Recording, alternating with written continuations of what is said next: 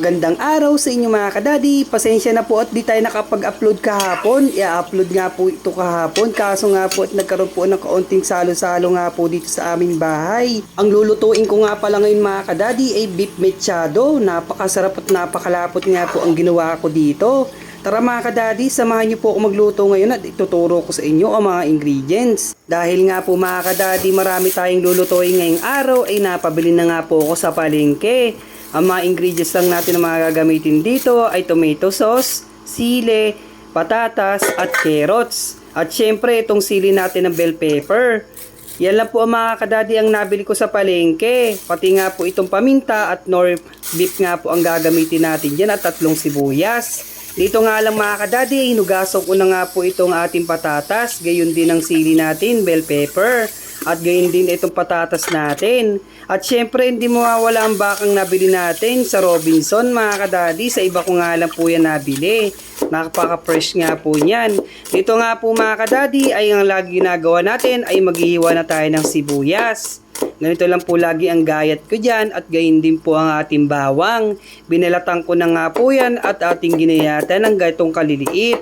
At gayon din mga kadadi ang ating patatas ay binilatan ko na nga po ito at hiniwa ko na nga po ng ganito. At ito nga po ng ating carrots sa atin mga kadadi ay ganito lang po ang ginawa kong hiwa. Nasa inyo naman kung gaano kalalaki ang hiwang gagawin nyo. At ito nga pong bell pepper natin mga kadadi ay hindi ko na nga po tinatanggal ang buto niyan. Nagtataka nga po ako sa iba bakit tinatanggal pa. At ito nga po mga kadadi ay piprito na nga po natin itong patatas at carrots. Siyempre mga kadadi ang laging ginagawa natin ay hahayaan natin mag-golden brown itong ating patatas at carrots at hahanguin na nga po natin ito tulad nito. At syempre ipiprito po natin itong beef na nabili natin sa Robinson. Napakalambot nga po niyan mga kadadi pag ito'y piniprito pa. Kaganito na mga kadadi ay hanguin na po natin yan. Napakaganda na ng pagkakaprito natin dyan mga kadadi at mamaya ay magiging malambot na po yan. At ito naman po mga kadadi ay samahan nyo na po kung maggisa. Syempre ang unang ginagawa natin ay bawang. Syempre sunod na natin itong sibuyas. Hahayaan na din natin yan mag golden brown mga kadadi at inex na natin itong ating beef.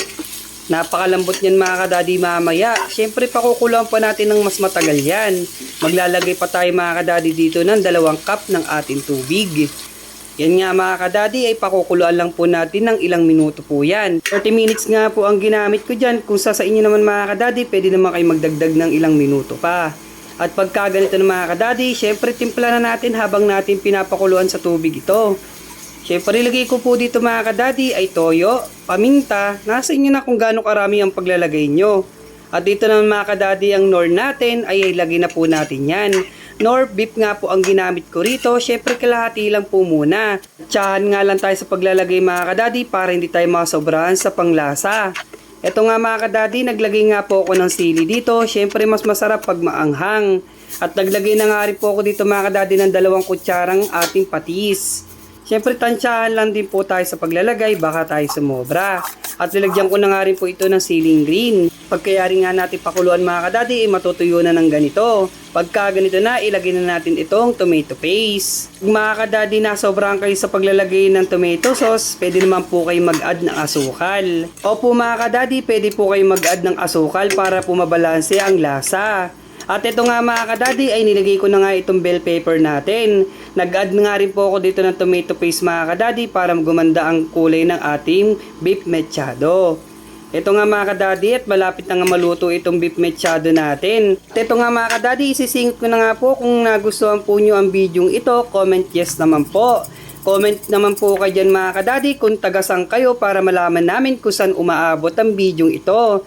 Marami pong salamat po pala mga kadadi sa mga OFW natin dyan na lagi nanonood sa ating pagbablog sa araw-araw.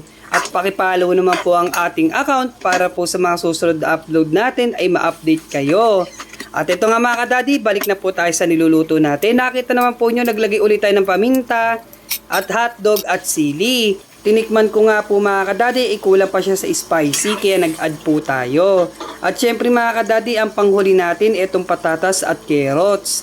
Pag kasi mga kadadi sinabay natin yan sa papakulo ay baka malusak na. Dahil nga po pinirito na po natin yan kanina. At ito nga mga kadadi, luto na ang ating beef.